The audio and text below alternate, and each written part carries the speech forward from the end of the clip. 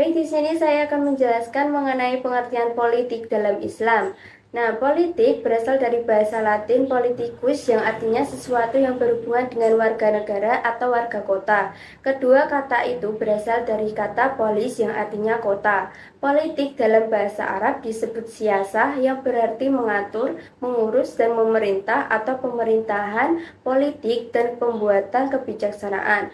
Pengertian secara kebahasaan ini mengisyaratkan bahwa tujuan siasa adalah mengatur dan membuat kebijaksanaan atas sesuatu yang bersifat politis untuk mencapai sesuatu. Fikih yang membahas masalah itu disebut fikih siasa.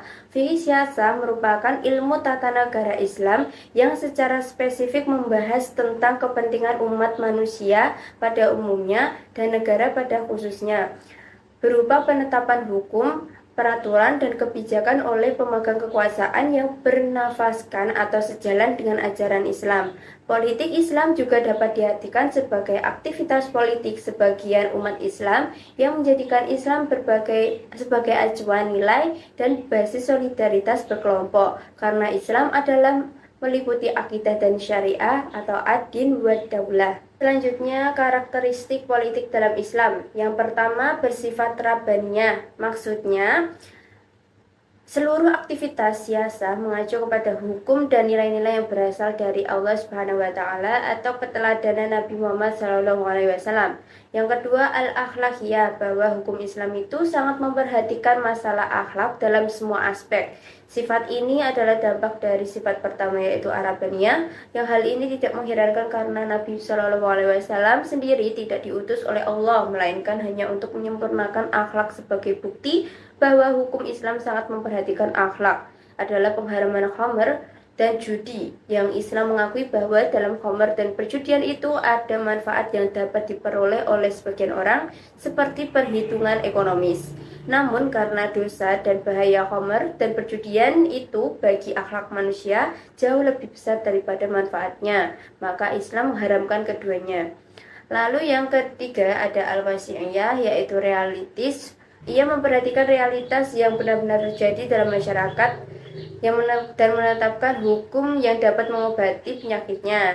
Seperti contohnya, membenarkan perceraian. Sudah menjadi pengetahuan umum bahwa di antara pasangan suami istri ada yang tidak senasib bernasib baik karena tidak terwujudnya keharmonisan rumah tangga. Yang keempat ada al-insaniyah. Maksud dari al-insaniyah ini merupakan bahwa hukum Islam itu diciptakan oleh Allah Subhanahu wa taala untuk membimbing manusia dan menjaga karakteristik kemanusiaannya serta memeliharanya dari unsur hewani. Dari segi badan, Islam mewajibkan manusia untuk memeliharanya, dan Islam tidak rela jika badan itu dilemahkan meskipun dengan ibadah. Dari aspek akal, Islam sangat memperhatikannya dengan memerintahkan umat Islam untuk menimba ilmu pengetahuan yang bermanfaat.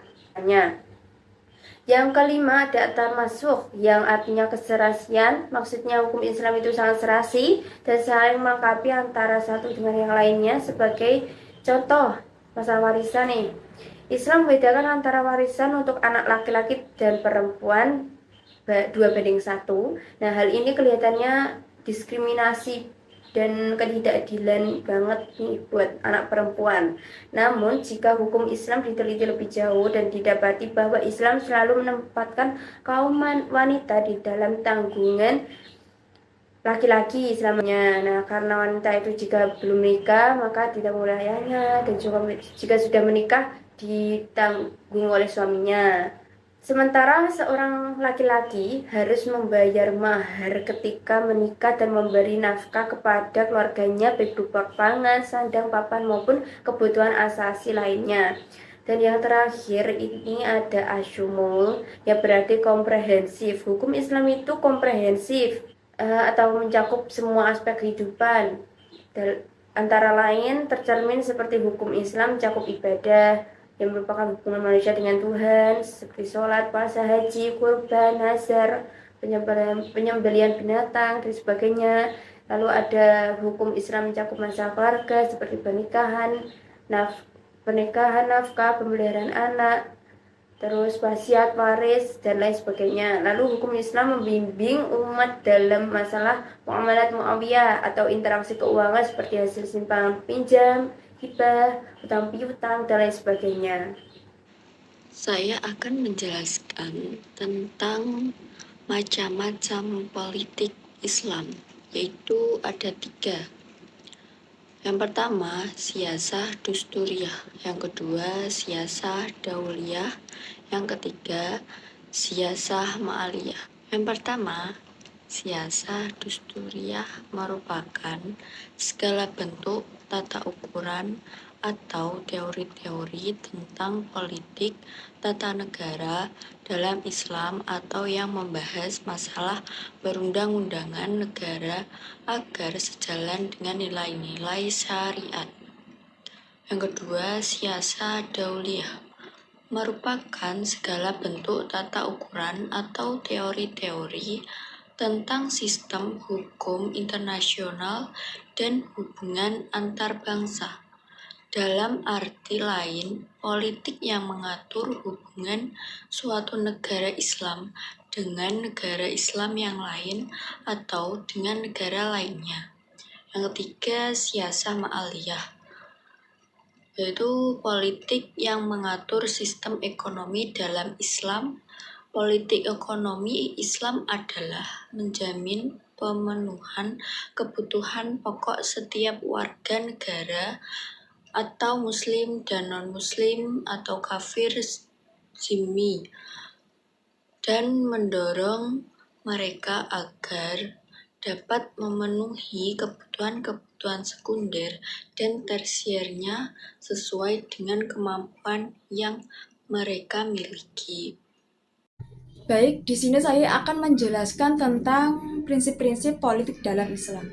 Yang pertama ada Asyura. Asyura merupakan suatu prinsip tentang cara pengambilan keputusan secara ekspresif. Ditegaskan dalam Quran surat Asyura ayat 38 yang berbunyi waladina stajabu lirabbihim wa aqamus sholata wa amruhum syura bainahum wa mimma razaqnahum yunfikun, yang artinya juga lebih baik dan lebih kekal bagi orang-orang yang menerima mematuhi seruan Tuhan dan melaksanakan sholat, sedangkan urusan mereka diputuskan dengan musyawarah di antara mereka. Mereka menginfakkan sebagian dari rezeki yang kami anugerahkan kepada mereka. Prinsip yang kedua ada adil, adalah keadilan, yang artinya dalam menegakkan hukum termasuk rekrutmen dalam berbagai jabatan pemerintah harus dilakukan secara adil dan bijaksana. Tidak boleh kolusi dan nepotis. Ditegaskan dalam Quran surat An-Nahl ayat 90 yang berbunyi innallaha ya'muru bil adli wal ihsani wa ita'i dzil qurba wa yanha 'anil fasya'i wal munkati wal bagyi ya'idakum la'allakum tadzakur, yang artinya sesungguhnya Allah menyuruh berlaku adil, berbuat kebajikan, dan memberikan bantuan kepada kerabat. Dia juga melarang perbuatan keji, kemungkaran, dan permusuhan. Dia memberi pelajaran kepada agar kamu selalu ingat. Prinsip yang ketiga adalah al-musawah, yang artinya penguasa tidak bisa memaksakan kehendak terhadap rakyat, berlaku otoriter dan eksploitatif. Kesejajaran ini penting dalam suatu pemerintah demi menghindari dan hegemoni penguasa atas rakyat. Prinsip yang keempat ada al-huriyah, yang artinya bahwa setiap orang, setiap warga masyarakat diberi hak dan kebebasan untuk mengekspresikan pendapatnya. Prinsip yang kelima ada al-amanah, yang artinya dapat dipercaya.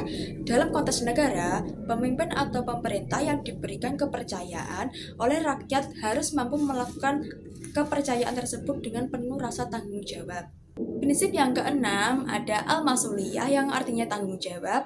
Diharapkan masing-masing orang berusaha untuk memberikan sesuatu yang terbaik bagi masyarakat luas. Dengan demikian, pemerintah atau pemimpin atau penguasa tidak ditempatkan pada posisi sebagai Sayyid al-Ummah, yang artinya penguasa umat.